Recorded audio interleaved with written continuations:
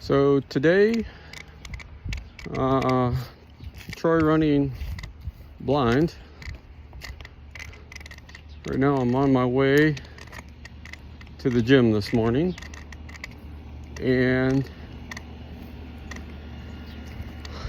we're experimenting with this harness. It's a chest harness to see how this records and if it's stable. We're also going to talk about what it takes to develop a route, what type of travel skills you have to have, and what makes a good route. So right now I'm just leaving my son's home.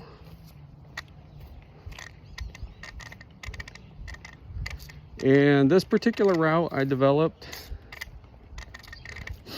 requires a lot of shorelining. And that's mainly because there's not a lot of sidewalks on the streets that we'll be traveling.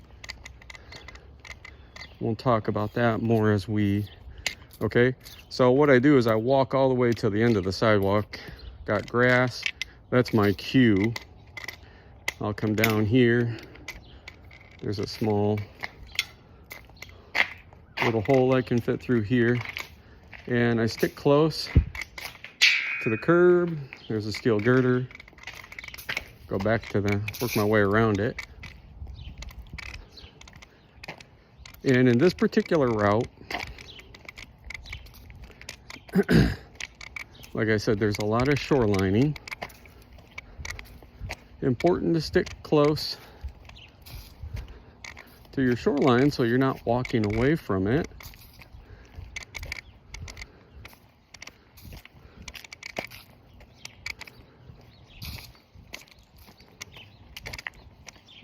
So again, I hope that this harness is not too bouncy and is giving you a good perspective.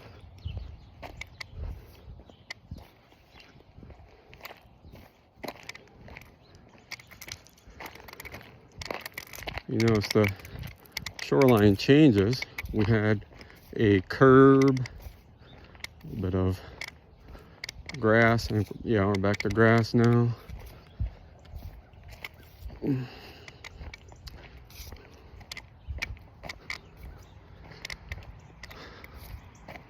So, what types of skills do you have to be able to travel?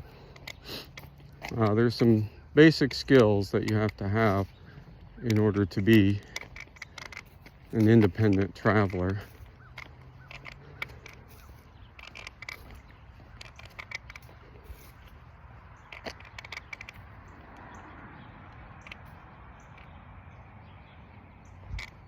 And I'm sorry, I was listening for traffic there.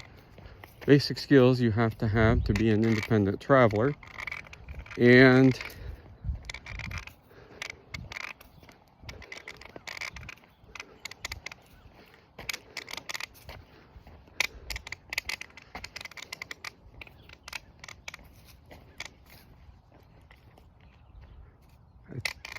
I'm debating if I'm going the correct way.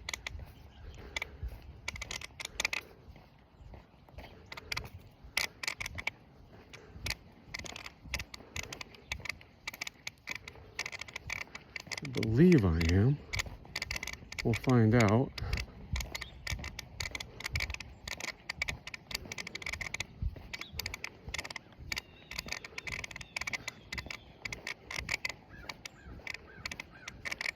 Oh my gosh. There we go. Okay.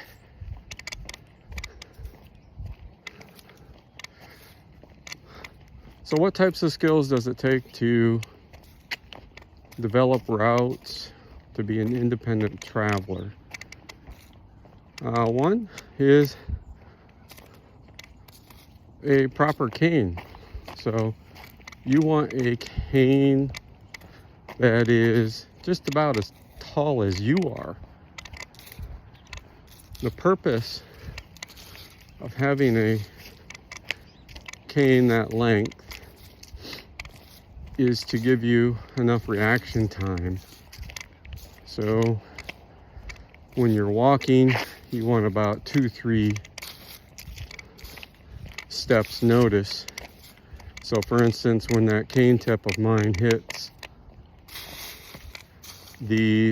say a step that's going down, you want to have enough time to react and stop. If you have a shorter cane, say maybe that only goes up to your chest, you may not be able to stop in time. So a long enough cane, typically you want a cane about that goes just about up to at least up to your nose. I prefer one that goes up to my forehead.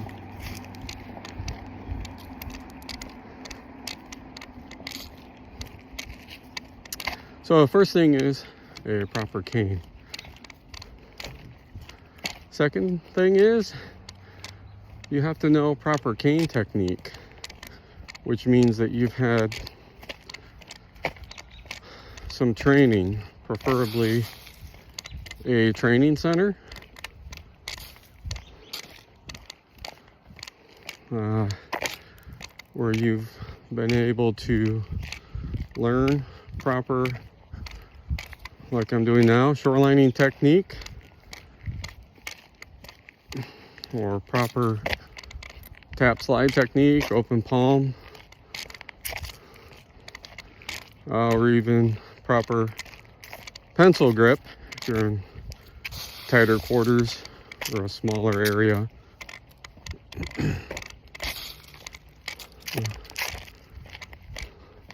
So a few of the basics as far as proper cane technique, knowing when to use what technique.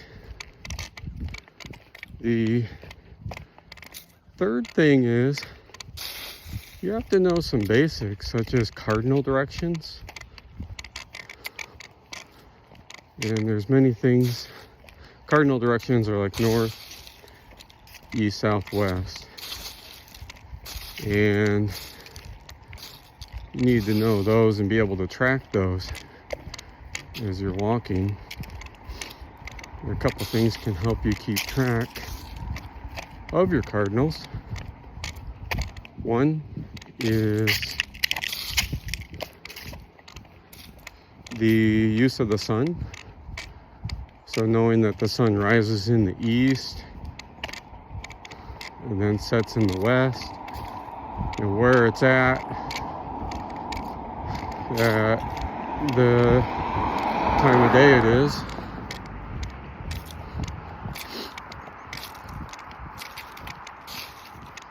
Another way you can help keep track of your cardinals is streets. You know, in a lot of cities, especially more newer modern cities, for instance like Phoenix, your street numbers run north and south. Okay, now I know I'm coming up to the street here because I was listening ahead and I heard this car here coming from my left, which meant it was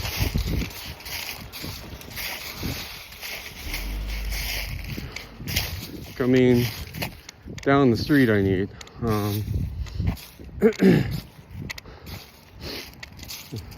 I also knew because it was rounding, also time and distance. I've taken this route a lot. So time and distance wise,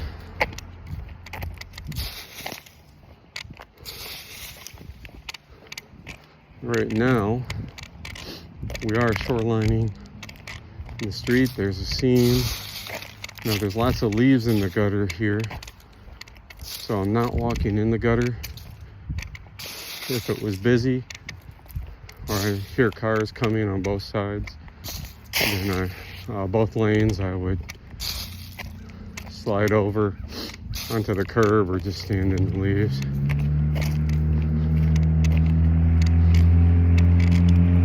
Another drive right there. So I'm shorelining the seam of that drive in order to keep straight to stay out of the street. Now I'm back to the curb. There we go. So again, we're always listening, our heads up, listening to where traffic's coming from, what it's doing. We always want to be aware. Not very busy this morning. There's a... All right, so knowing your cardinal directions, an absolute must to know your cardinal directions. It's gonna help you problem solve, help you your travel routes.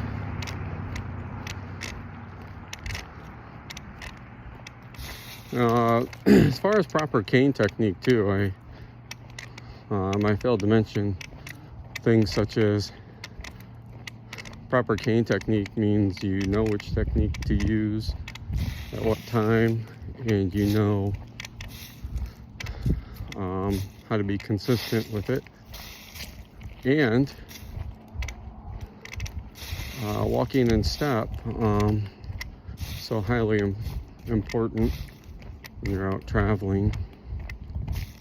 Right now we're walking downhill. This is a very steep hill here. I'm listening ahead and I hear the main drag down towards the bottom of this hill. It's actually a little further than what we're going to be traveling, but I'm listening to that traffic there,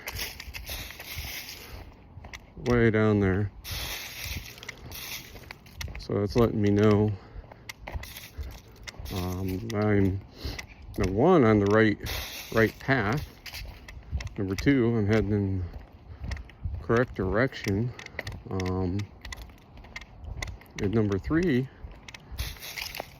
lets me know how close I'm getting to where I need to turn. So I know down here I'm going to be turning in. There's a couple drives I can turn into. I prefer to turn into the last drive. We'll talk about that once we turn in to get to the place I'm going.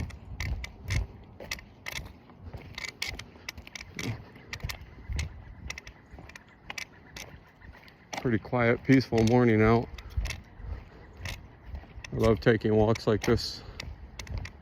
Just kind of helps me relax my mind and think about what I've got coming up for the day. It's about 50 degrees out this morning.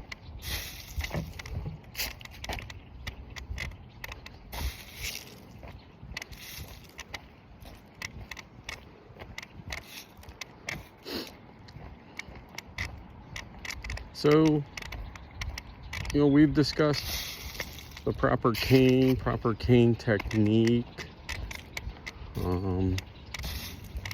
which walking in step goes along with that. Also, knowing your cardinal directions, but also preparing a route when you're going for the first time, getting as much information as you can about where you're going. So for instance, if I was going to a new place, I would want to know the address, and if I still need a little more information, you know, I may call them and ask them, you know, exactly, you know, where they are, or solicit information that would be helpful for me to get there. This route is only about a 15-minute route. So it's a fairly short walk.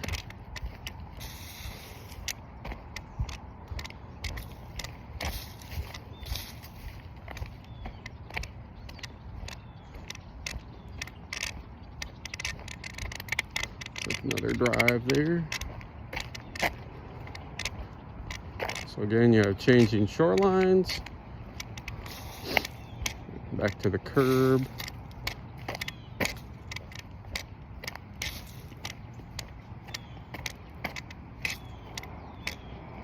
You can hear the street down there.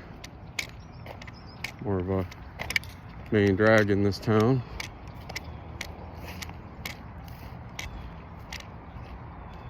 Just about at the bottom of the hill, it feels like.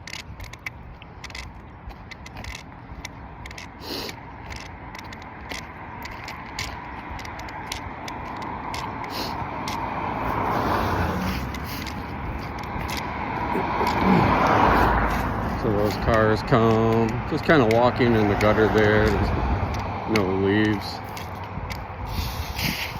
And that, it takes a little practice.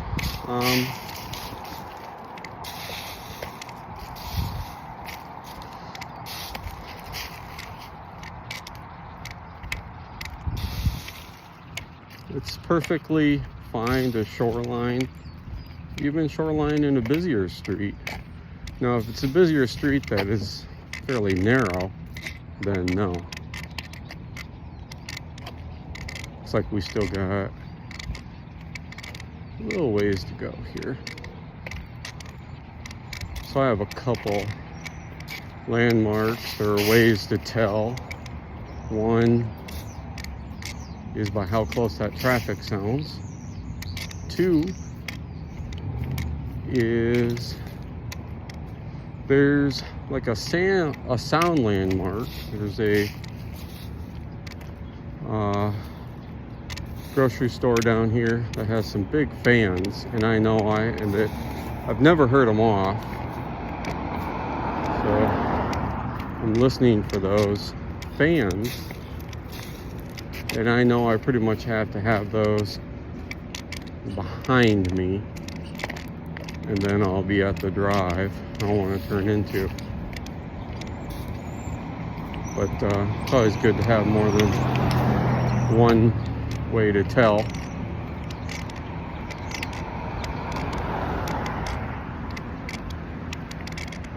There's the fans on my left right now, and that's a drive.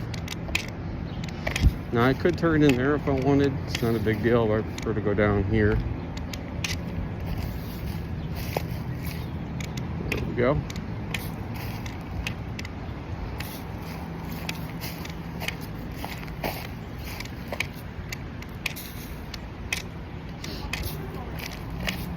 Also, there is a coffee place with a drive-through. So I don't know if you just heard the drive-in speaker there. This curb spins around. What I do is I come in here, I get on the corner of this grass, and I'll follow it over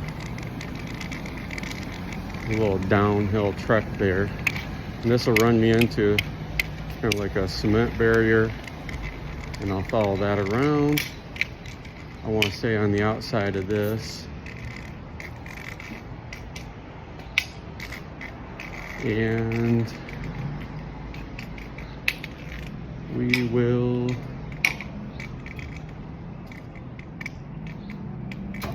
eventually make it in.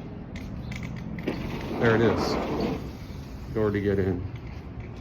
Okay, and we've now reached the gym. Okay. Tune in later.